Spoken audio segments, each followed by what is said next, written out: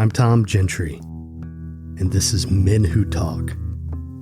It's brought to you by Begin Again Institute, a 2-week intensive program for men with intimacy disorders in Boulder, Colorado, where my friend and co-host Ed Tilton is the Chief Operations Officer.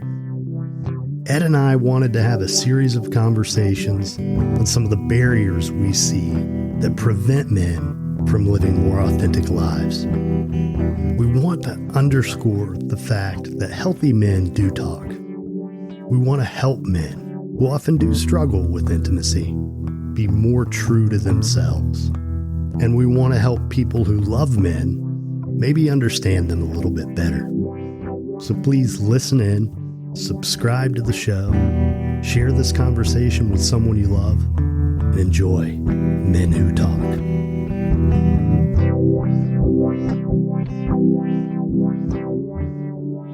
So last week we talked about parenting sons, raising men, and this week we're going to talk about the intimacy of family.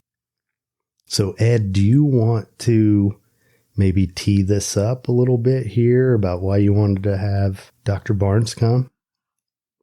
Yeah, so, Dr. Barnes is somebody who has been just a great resource in the Colorado community and has been just really a great resource for families that are working to recover, from past emotional wounds. And, I don't want to speak for you, Dr. Barnes, but a lot of the work around like really resetting a narrative, to fit the recovery path that you're on.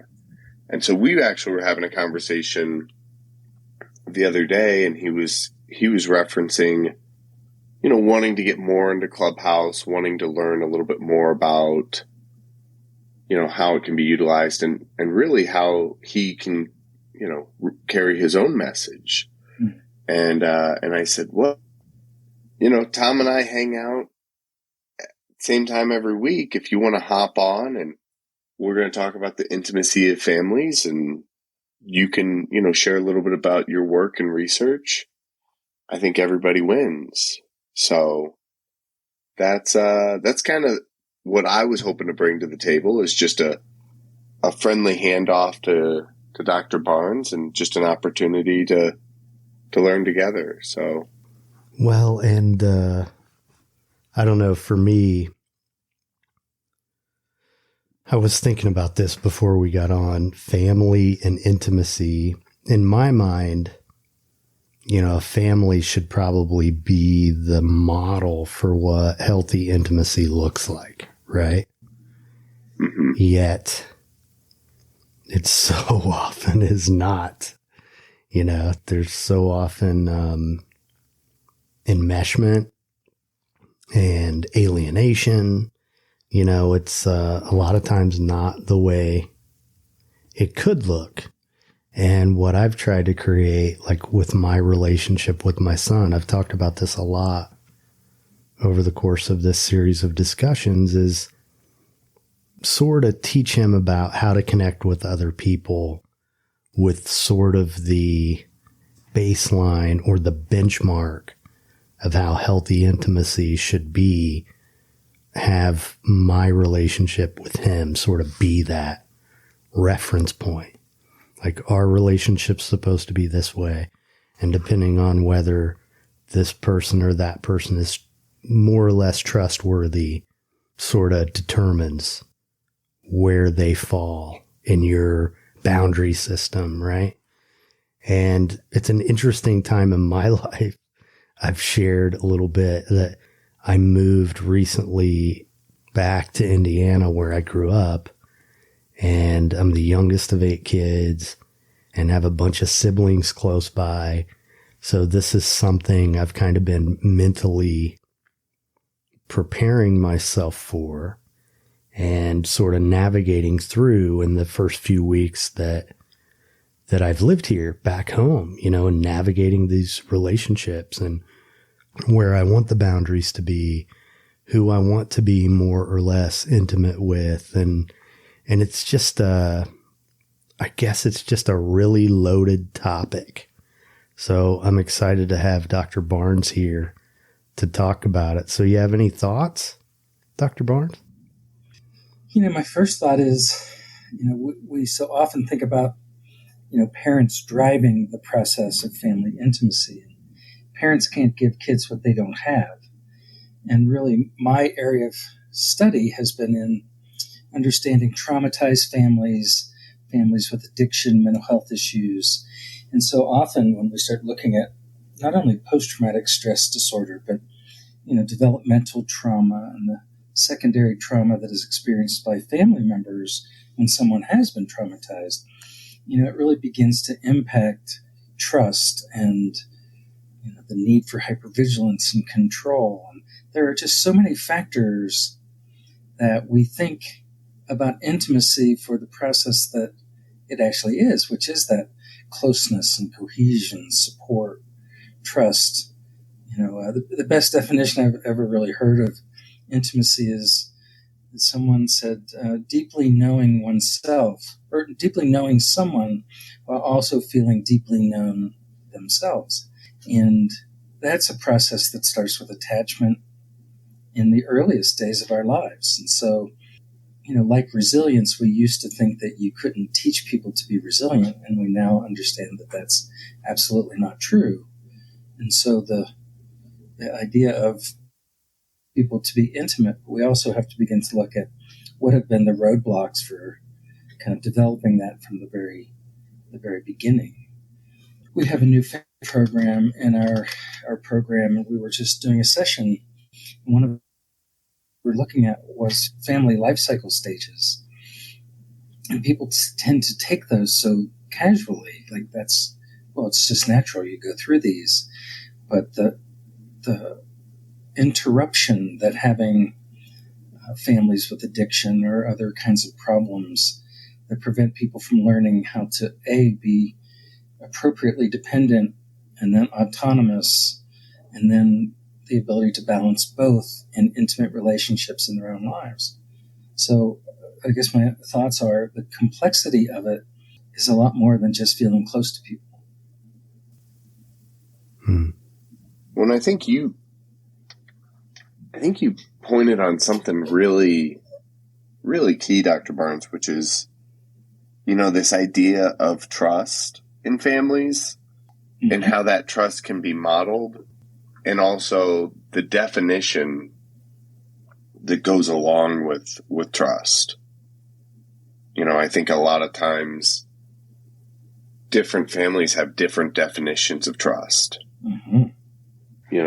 They can say, hey, trust in our family is really trust but verify, or trust is earned, or trust is given, or how is trust earned in general? Is it a quid pro quo system? Is it, one of the things that we talk a lot about in our program, and the relationship that trust can kind of be built on, oftentimes is surrounded by these vacancy or violation wounds, which can be really confusing for, when we're talking about little kids. Trust could be, can I trust you to keep the family secrets?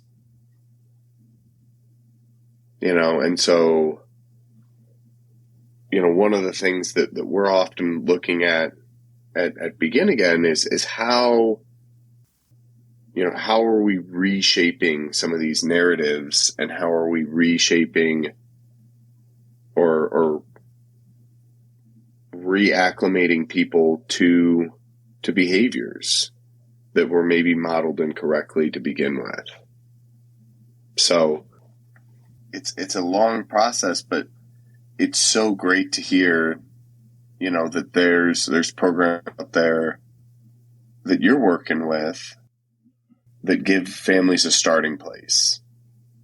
Yeah, it's interesting. I think there are precursors to trust that we tend not to think about, and the first one is connection to self and others.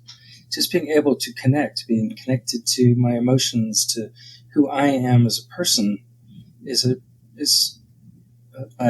very foundation, the foundation of a trusting relationship. And so if I can't trust myself, I certainly am going to struggle to trust others. And the second one, I think, is people believing they have the right to get their needs met. And then knowing how to do that. And I think to a large degree that trusting relationship ties into those two things. And once we can do those, then trust becomes a much more viable option from a kind of a neurological standpoint. Trust and management of our nervous system. And that's really what our program is about. And not to talk too much about the program, but the idea of, and it's one of my things that I really love about 12-step and other support programs, is that the fellowship really promotes those two primary things, or three primary things: connecting to self, connecting to others, getting needs met, trusting. And I think to a very large degree for people who grew up in homes where those weren't taught, that those are the kinds of programs where the healing can begin to happen. And that's what we're trying to do with our program, not just for the client who has addiction or trauma, but for every member of that person's family as well. One of the things that comes to mind for me in this conversation is being a person in recovery and working in the addiction field. When we talk about families that experience addiction, there's an expression that's used to describe those families or the atmosphere in the family. And that is one of don't talk, don't trust, don't feel. You hear it all the time. And really what that is saying is don't be intimate. Be disconnected from each other. That's really, sort of the trademark of an addictive family system, right? I think that's a great analogy to that. And the idea of, you have to be independent in order to be safe, or completely autonomous in order to be safe. And so, which is clearly the opposite of intimate. Dr. Barnes, you brought something up that I think is, I was hoping you might be able to talk a little bit more about it, but you mentioned, family life cycles. And when we're talking about this understanding of trust and as it relates to us, that there's shifts that happen within the family that I'm hoping you can touch on with the life cycles, and how does all that play into one another? I think the thing that's sort of most important is that with each stage that, the family life cycle contains, there are critical tasks that have to be learned. And as parents come together and they hook up to be into a committed relationship, and, really having to learn how to move beyond friendship into true intimate relationships, and making room in their life for their partner and for partner's family and partner's friends. And then how does that impact careers, etc. But when they start having kids, it's really particularly early, the earliest stages in my mind, it is teaching a balance between being what I call functionally dependent, like things kids can't do, they need their parents to do for them.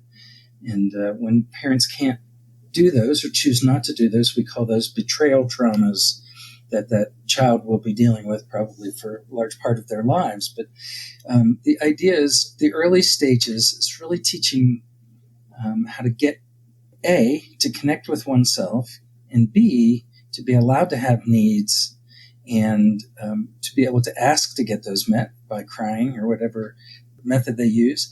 And the third one is to trust that big person is actually going to be there to do that. And so in these early stages, it's not just a matter of being cared for, but there are really critical kind of developmental skills and kind of neuro network processes that need to be developed. And then when the child moves into school age, it's kind of hoping that the connection to self and needs and trust are already developed, so that they can begin to look at boundaries, and they can begin to look at, I can do these things at school, and I get my other needs met at home. And then into teenage years where we really not downregulate it, but minimize the trust and begin to really look at autonomy, and then into launching. So there are all of these. It's not just, moving into a different developmental stage, but if we get stuck at a certain place, let's say we grew up in a family with chronic addiction, or if we grew up in a family with just a lot of dysfunction, a lot of trauma, where the needs of the parents take precedent over the needs of the kids, then that child will get stuck somewhere in the school age years and really never learn that autonomy, or they'll become really enmeshed with their parents because my needs don't matter. It's my mom's needs that matter. And so, we really like this because this is where a lot of the resentments emerge in the family work that we do. The idea of, I'm really mad at my brother because the day he became an addict, he took my mom and dad away from me. Or I never got to move appropriately to be launched because everyone was so terrified of what he's been doing and thinking I'm going to do the same things.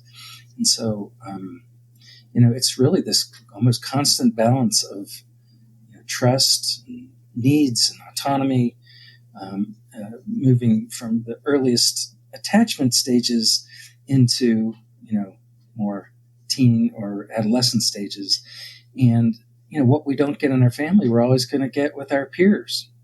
And so often, if I'm not getting my needs met from my parents for whatever reason, I'm going to hook up with a group of kids that I relate to. And that's where the culture of addiction often comes into play.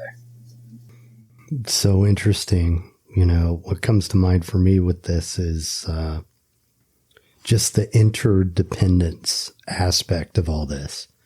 Because if in the course of my development through childhood, my mother's needs supersede mine, and what that may look like is my mother needs to be needed. So rather than teaching me the appropriate tasks at this level of my development, she continues to do them. Yeah. Which is something that I see constantly working with men, especially young men, with addiction issues so often. And I experienced it myself in different ways. Learned helplessness because someone's parent is afraid that, well, we'll pay this bill because if he's late, then it'll affect his credit, or, we'll do this because he can't screw this up and we need to make sure it gets done. When essentially the message that the parent is giving to the child is, you're not capable. Mm-hmm. And then the person responds accordingly, acts as if they're not capable, right? Mm-hmm. And then that creates a deficiency in self-esteem. And a lot of times the addiction is the way the person medicates that. I love the fact that there's oftentimes this stigma that addiction only happens in bad families. And I love the way that you frame this to really kind of bring out a different perspective of like, addiction doesn't happen in bad families. Addiction can happen in good families doing the best that they can, but are managing difficult circumstances, and I think one of the things that we've seen come up time and time again is oftentimes like if there's a member of the family that just requires additional attention, it's a family life cycle piece that, I can say I didn't learn in school, so I know that my parents weren't taught on it. I know that their parents weren't taught on it, but if you've got somebody in the family that, maybe has a disability, or somebody who, their survival is dependent on more attention, how that void can really create an opportunity for addiction to come in. You know, you can have good parents doing the best that they can. Addiction can still happen. Well, I think that the biggest advancement in addiction and in trauma today is the understanding of epigenetics and how, you know, trauma can impact gene function across 3 generations, and where that, you know, how often have we all heard a client say, well, my parents didn't even drink. And when you say, well, which one of your grandparents had a problem? Oh, yeah, my mom's dad had a problem. And so, you know, you have 2 parents maybe that came from families with those histories who worked incredibly hard to provide the healthiest family environment, the most intimate family environment. And yet, you know, they have a genetic predisposition, and if the stress levels are just right, you know, the genes are upregulated or downregulated that set them up addiction. So I think that's a big piece of it. The other is, you know, and a lot of people struggle with it, but if you really read these management literature, it really explains family, how an illness, whether it's, you know, cancer, diabetes or any of the chronic illnesses, and how the family organizes around it. And we talk about that, you know, the family's organized around the problem. But if you can step back from it and look at the impact on the identity of the family and how it alters the rules and roles and organization, it makes perfect sense. And we just, as addiction providers, we say it's a disease, but we don't really treat it like the medical environment treats a chronic disease.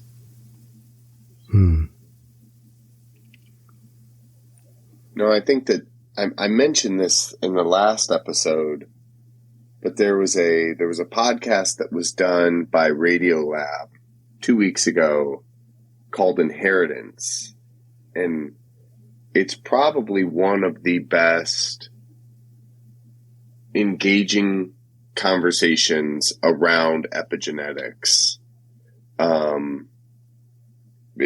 that was explained to me, you know, just, you know, from a very theatrical kind of way. And it really, you know, it took a look at a situation that was happening up in Scandinavia. There was a community that kept detailed records of not only, you know, families and family and medical illness, but also seasons and crops, you know, and they were able to show, you know, just from like a health perspective, not even like a mental health perspective, you know, and this was back in like the early 1900s, that they were able to show that when there was starvation in one of the generations, it impacted up to 3 generations later.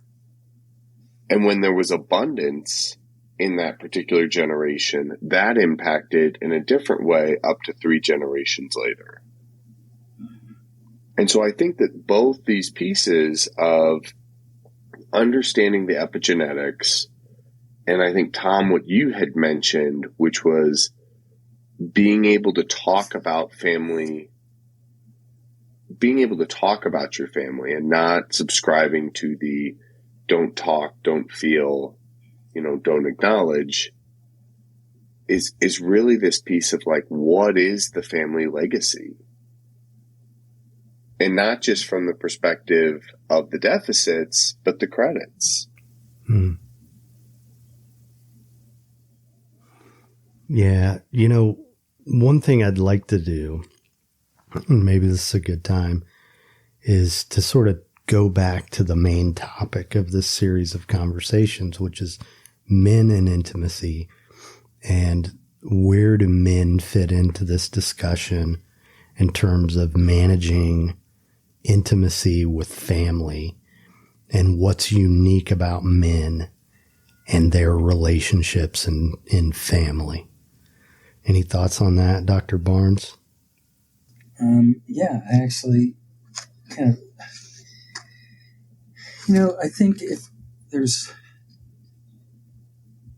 intimacy is as much a biopsychosocial issue as addiction or other illnesses, and the idea that we tend to forget that men and women are biologically different in terms of connection, and women release significantly more oxytocin, and they release oxytocin throughout the day, which really facilitates bonding and connection and romantic attachment. And that's why we say women are very tied to emotional intimacy and connection and holding and cuddling and those kinds of things, where men tend to be highly connected to physical intimacy.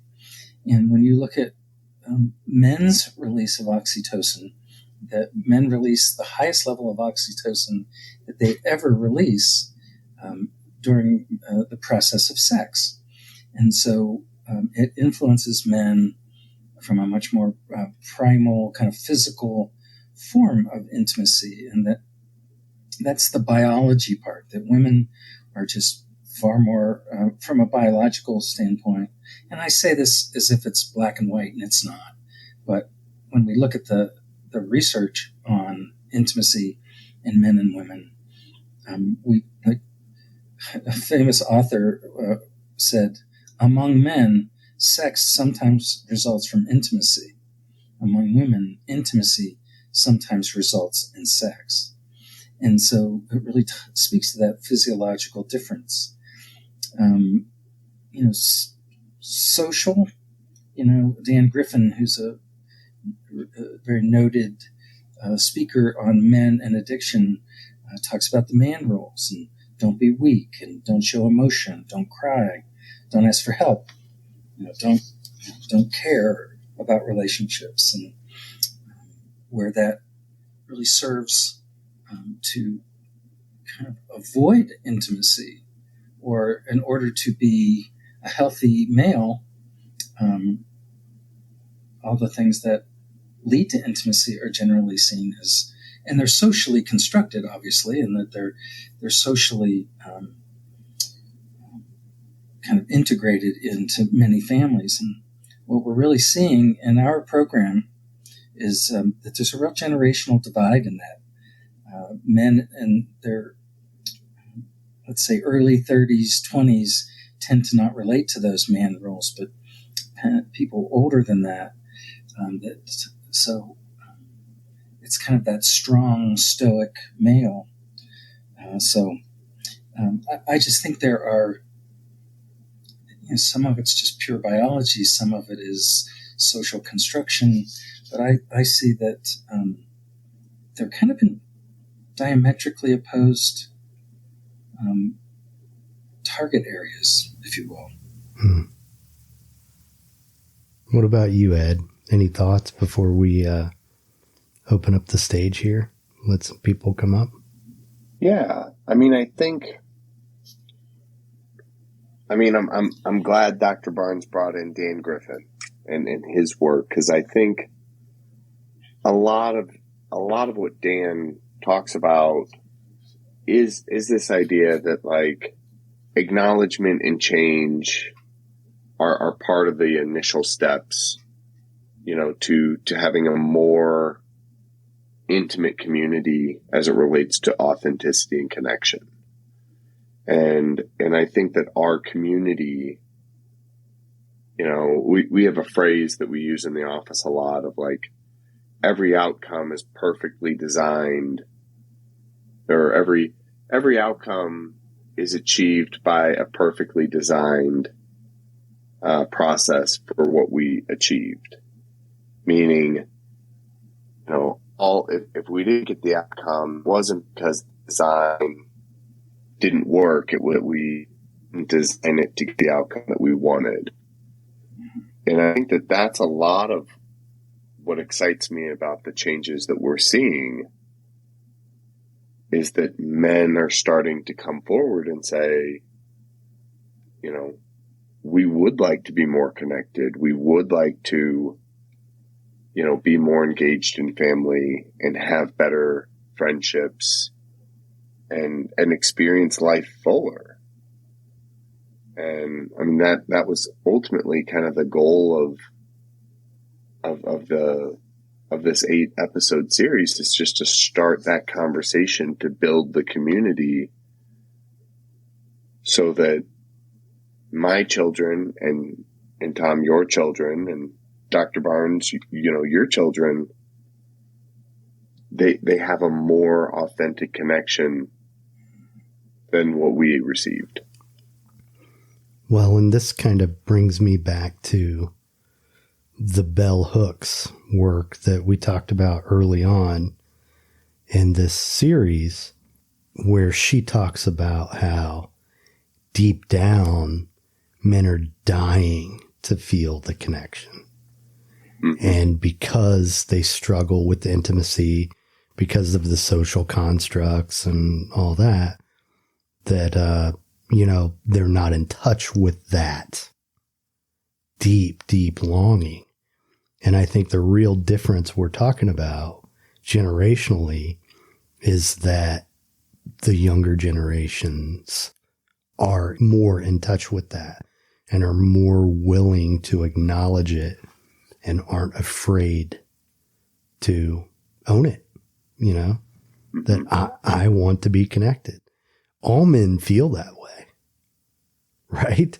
It's just whether or not they're willing to acknowledge it or express it, or they pretend it doesn't exist because that's what they think they're supposed to do in order to be a man, right?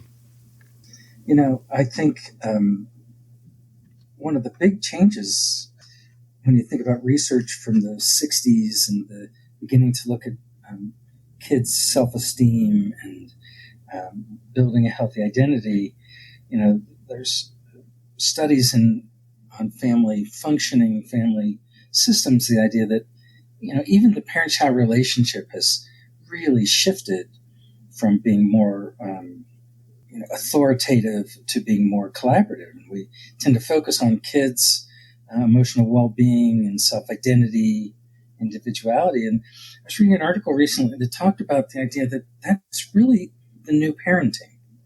And so rather than telling kids what to do, it's connecting with kids, developing a level of intimacy. And it doesn't matter if it's a boy or a girl, that there's a mutual benefit on the part of the parents of having kids connected to them as much as it is for the parents to be connected to the kids.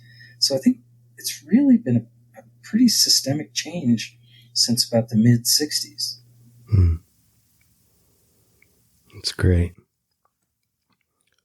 So we got one more week of this, Ed, right? This is 7. Mm-hmm. This is 7. How are we going to put a bow on this? You know,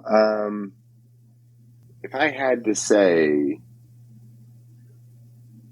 for week 8, I think it'd probably be, it's one thing to say, hey, Ed and Tom and, you know, Dr. Barnes, like, they're doing really cool stuff in Clubhouse, but, you know, how do you take the message outside of Clubhouse? Yeah. What do you think, Tom? I think that's a good point. I think, what can we do to affect change? What do you think, Dr. Barnes? Well, I think that the programs that we're developing and trying to share with as many other programs as possible is like a really good way to do that. And I think, you know, the more people you can get talking about these kinds of changes, whether just professionally, and it begins to kind of make its way down into clients, social media, of, writing. And it's interesting how many people will say that they never really thought of it the way we're posing it. And and I think,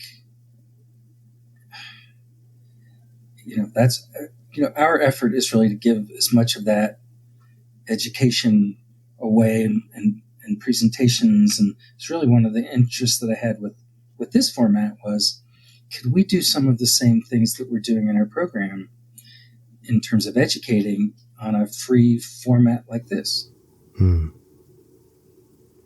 That's really my interest in Clubhouse. Yeah, I mean, I think and I referenced it a little bit ago. I mean, I wish that, I took a lot of classes in school. I took a lot of classes in high school, and to date, I've never used the Pythagorean theorem. I've completely forgotten what cosine is used for. I mean, I spoke a little bit of Spanish, but the one thing that I consistently wish that I would have been given freely is just a course on emotion, connection, on how to create a life of authenticity. And so I think, I mean, I'm really excited to kind of have you on, this team, this group, this tribe of men that are really working to get more messaging out there of like, we can do better. We have the knowledge to do better, and better by a mark of connection, not in terms of product. So thank you so much for being on here. Oh, my pleasure. I was thinking, there's actually a lot of good things happening in terms of schools doing character education, where they take a character trait each week, and that becomes intertwined through the academic work, and schools starting with mindfulness. The problem is, the most influential people in those children's lives are their families. And if it doesn't start there, or at least carry over into there, I think, it's going to be less powerful or less influential. And so I think on some level, we have to get the adults in the room to also recognize, I grew up in, I'm very open about it. I grew up in a family with addiction and trauma, and but boy, a lot of the families I work with are not very open to talking about that. Right. No, absolutely. And I think that you're making such a valid point. Like mentors that are transitional, be it a football coach or a teacher, I think that they have an impact, but they don't necessarily have the legs to go the distance in a lot of what you were talking about with like the family life cycle pieces. Eventually I'll age out of football, or eventually hopefully I'll move on past the third grade, and then what? So, getting families in the conversation to create a structure for lasting impact is, it's a noble goal to say the least. Yeah, I think you have to be creative, and that's like one of the things that we're trying to do with our family program is spend a lot of time with siblings, and having the siblings really weighing in on the issues that often, like let's just say the client's a 21-year-old and the parents are coming, and sometimes siblings come and sometimes not. But I really want the siblings there because they bring a perspective that without them, it gets completely lost. And so the more we can include siblings, brothers, sisters, extended family into the mix, I think the more powerful. And I was preparing a presentation the other day, and I talked about as long as we focus on this objective view of like people's symptoms, we miss the subjective view of that kind of relational, recursive interaction between the symptoms and all of the family members. That we expect to get an objective diagnosis when in reality, everyone's going to tell a very different story. And certain parts of the story will be far more important to different people. And the reason that I bring that up is to say, if we just focus on the kids and we just focus on the parents, we miss a whole other group that's going to go out and have kids and have relationships that are going to be part of it. So doing some whole family work is pretty critical. Oh, yeah. No, I got, this was a couple of months back. I was trained in the Arise model with, Sure. Dr. Judith Landau. And that was one of the key things that she kept going back to over and over again is when you're working with families, there isn't like a cutoff of what resources a person can, who should be invited in or allowed to kind of give their input, because consistently, you'd have somebody raise their hand and go, well, what if it's like a great grandmother and we're talking about addiction? And, Dr. Landau was like, bring them in. Like they got stuff to say. And, I remember, I was well into my 30s before anybody in my family ever mentioned that my grandmother struggled with alcoholism. And it was, mm-hmm. and the only reason that came out was by accident. We were all telling stories about grandma and, somebody let it slip that like grandma really liked to go down to the special bottle in the basement. And I went, what? And everybody was like, oh, and they all reinforced it with like, well, you knew. And I had to let them know, like, no, I had no idea, that this was just something that even if it's not verbally stated, there was a nonverbal pact in all the families or in all the members of the family. Like, we're not going to talk about this. I just thought grandma was like going down to the basement to sneak some ice cream or something.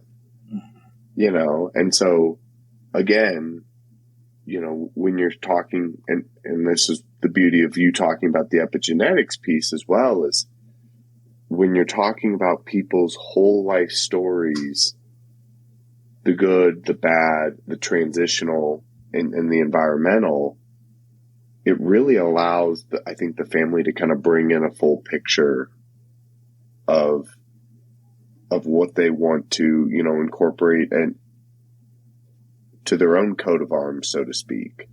Like, what does our family represent?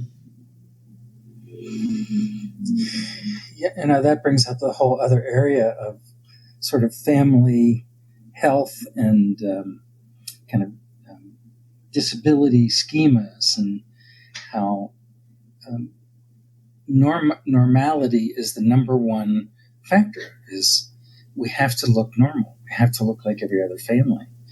And, we have our clients do a 3-generation assessment and then do a genogram. And it's interesting how resistant they are to contact like grandparents, because they know what the rules are. And if they would just open the door and break those rules, who knows what they could learn about themselves. But it's always one of the most surprising things is they know they don't know much, but they don't want to ask because it's going to rock the boat. Just like in your family with your grandmother. My mother used to say her father was not an alcoholic. He was allergic to alcohol. And right. that made some kind of big distinction. But yeah, that was her reality, and it allowed her to feel better. Mm-hmm. Yeah. And, it looks like, one of the things that Ramon says he can't speak right now. But, he's been sober for almost 4 years and can only say that I mostly lost my whole family. And I think that fits in with what you're saying of like, if we don't fit in to the narrative, to the agreements, to the secrets, then we're alone. Mm-hmm. And I think, to bring it back to a lot of the pieces that, Tom and I have talked about, as men, if we don't have a role of being if we're alone, who do we protect? And if we don't have a purpose of being a protector, how often is our masculinity questioned? If nobody else will accept me, then I have to ask the question of what's wrong with me. For me, one of the stories that came up, and I never even thought about, did any of this exist in my family? That I didn't, any of the addiction sort of stuff. And I remember being in treatment and asking my mom about, is there anybody else? Like, were there any mental health thing? Well, there was that one time my dad had to go to the sanitarium because, he was on nerve pills. And I'm like, you mean he had to be detoxed? Yeah. From barbiturates. And I mean, it was just framed in a way that, it wasn't, it wasn't addiction, People don't want to upset the apple cart. They especially don't want to upset grandma and grandpa because the shame that comes along with that is like pretty heavy, right? Oh yeah. I mean, it was the pep talk before like every family engagement in my family. Like I remember mom and dad leaning over the seat and being like, look, we're going to be, and no matter what it was, whether it's like, we're going to be on our best behavior, the rules were kind of gone over before we engage grandma and grandpa. It sounds really familiar, Ed. That was exactly the message we got too. Yeah. It's like, look, my sister and I could have been fighting like cats and dogs. And then as soon as dad like looked over that seat and was like, look, don't embarrass us. It was like, got it. Yeah. There's that pride too, that makes for such inhibition. Don't be this way, because if you're this way, then we'll feel like we're not living up to the expectation of our parents, which, will bring shame to us. I mean, the whole don't talk, don't trust, don't feel. I mean, it's all there, right? It's so interesting. Yeah. Well, fellas, this has been great. And, I'm looking forward to next week. Dr. Barnes, maybe you can come back. I'd love to have you come back. Yeah. And, that'd be great. I guess we'll give, the folks in the audience one more shot to come up and comment if they want to. And if we don't have any takers, we'll shut this thing down.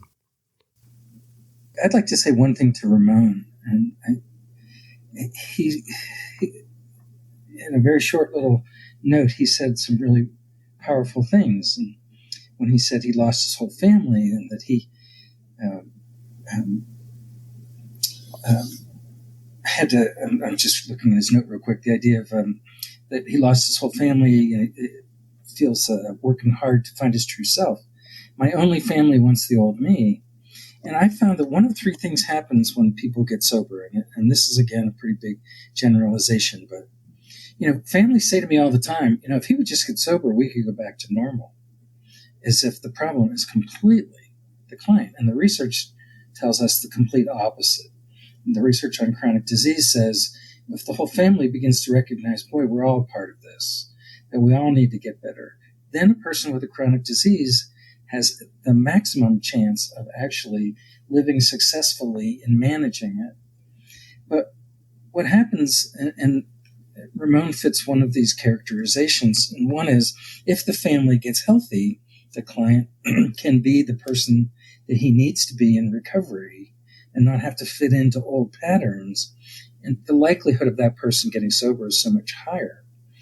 The second one is that the family decides that the client is the problem and that the client either has to fit in. It's kind of living in two worlds. To be in recovery, I have to be this person. To be with my family, I have to be this person. And I would love to hear, Ed and Tom, you've been working in the field as long as I have, or close to it, in the idea of those people almost always relapse, or to a very large degree, you can't live in two worlds. And the third group is the one that Ramon reminds me of, is that idea of, I want to be sober. I don't want to live in two worlds. I don't want to risk that. So I'm going to get all of my social support from people outside in my program and my home group, things like that. And that we tend not to think about it, that there are really big consequences in families not getting on board. Well, and, just from my own personal experience in recovery, I can say, I mentioned at the top of the show that I just moved back to Indiana, where I grew up, after being sober for 25 years. And I had a really clear understanding when it came time for me to stop drinking that it probably wasn't going to happen if I stayed near my family, or it was going to be extraordinarily difficult to maintain abstinence and sort of exist in the same pressure cooker I always had. So I went away to treatment and I never came back. I came back to visit. I waited about a year. There were certain family members who were allies. My mom went to Al-Anon. I had one sister who was in recovery. But other than that, they just kind of didn't get it. So I prioritized my recovery over everything. And I did feel disconnected, isolated, but I was so focused on being a man in recovery and creating that kind of life for myself and breaking the cycle, that nothing was going to deter me from that. And one of the things, like professionally, that I often tell families is I work with a lot of families who are trying to help their loved ones be sober. And a lot of times it's really critical that the families do something different than what they have always done if they expect anything to be different. And what I will say to them is if you don't change, you can absolutely expect them not to change. But if you do something different, if you say you're not coming home, or our relationship with you is going to be much, much different if you're not clean and sober. If you change, they may not change in the short term, but they will be compelled to change in the longer term. Like they will be forced to adapt because you've adapted. And that I have watched gradually happen with my family.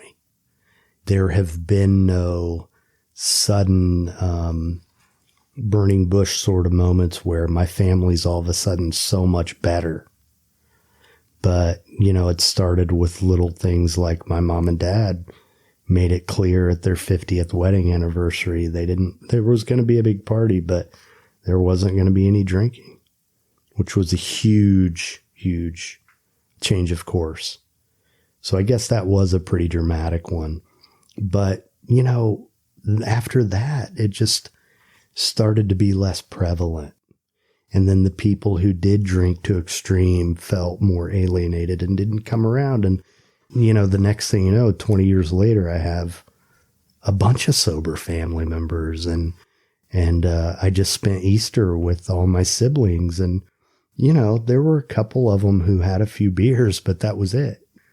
It wasn't a mess.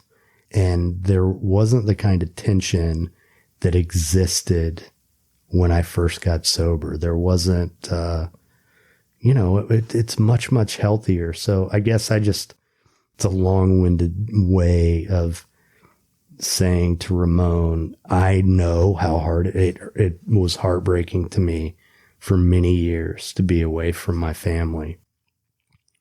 But families, when you look back 10 years from now, you'll see healing will have taken place. It does get better over time, whether it looks like it in the short term or not. And I'm proud of you for doing what you need to do to take care of yourself. And you're not the only one who feels that way.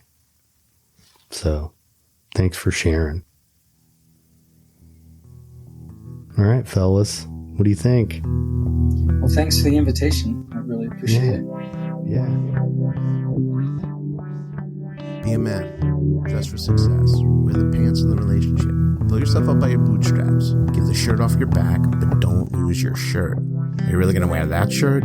Be a man. Be a ladies' man. Be the man at home. Make a man out of that kid. Sometimes you have to manhandle a situation to show them you're the man. Act like a man. Be the man at the gym. Is that all you can lift? Man up. Whoops. Man down. Be a man. Carry on. Carry your weight. Carry your water. Carry the ball across the goal line. Be a man. Take a chance. Take a risk. Take the job. Take the money. Don't take more than you give. Don't take any crap. Be a man. Be the man at your job.